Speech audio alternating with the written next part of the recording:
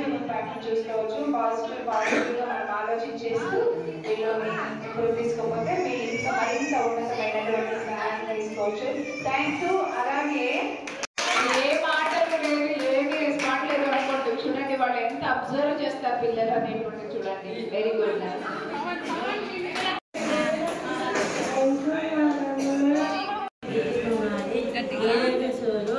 హ్యాపీగా ఉన్నాను.